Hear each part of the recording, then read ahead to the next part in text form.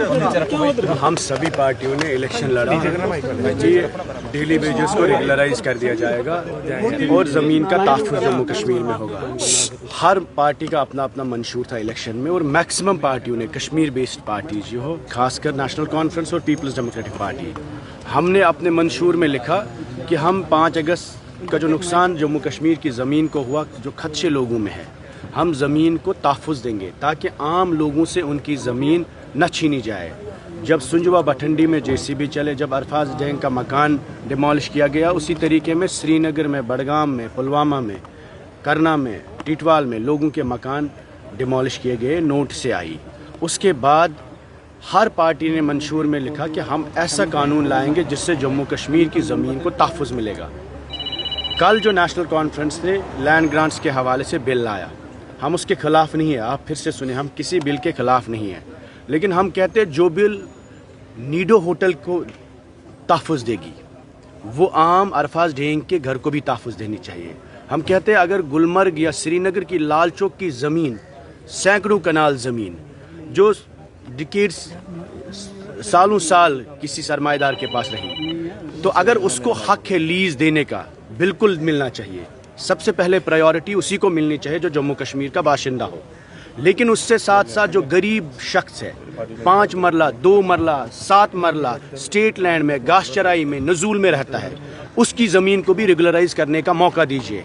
ये कैसी बिल है जहां अमीर को मुफ्त में ज़मीन लीज एक्सटेंड होगा, 100 रुपये पे लीज मिला जाता है। गुफकार रोड पर उमर अब्दुल्ला साहब की फैमिली का लीज एक्सपायर होने वाला है जून में, उसके लिए बिल लाया गया। बेशक लाइए, उमर साहब को फिर से लीज मिलना चाहिए, उनकी फैमिली को लीज मिलना चाहिए, उनके खानदान को लीज मिलना चाहिए, नीडोज को लीज मिलना चाहिए, हर उस घर को मुफ्त में लीज मिलना चाहिए जो इनके साथ एसोसिएट है। हमें कोई प्रॉब्लम नहीं है, लेकिन उसके साथ साथ आप कश्मीर के गरीब शख्स की, जम्मू के उस गरीब शख्स की भी बात करिए जो सुंजवा बठंडी में, जो पीर पंचाल में, चिनाब में, पहाड़ी, गुजर, बकरवाल, डोगरा जम्मू का हज़ारों ऐसे लाखों मकान हैं जो स्टेट लैंड में है, गाश चराई में है, शामलात में है।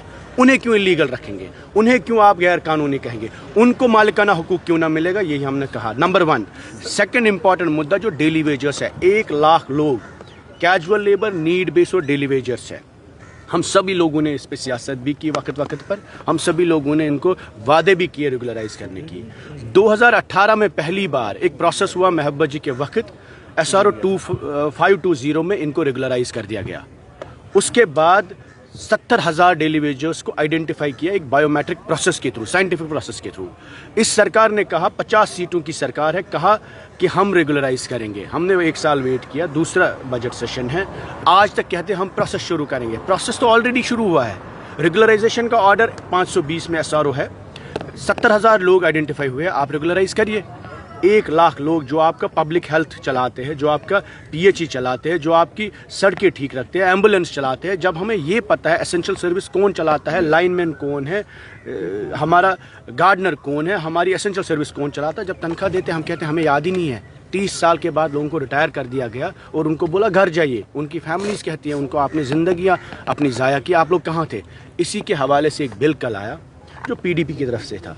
हमने कहा इस बिल में हमारे पास नंबर 4 है, हम कम लोग हैं, लेकिन NC के पास 50 लोग हैं। हमने कहा हमें मदद की ज़रूरत है।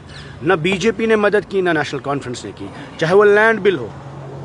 BJP ने कहा कश्मीरी लैंड ग्रैबर्स है, लैंड जहाद कर रहे हैं।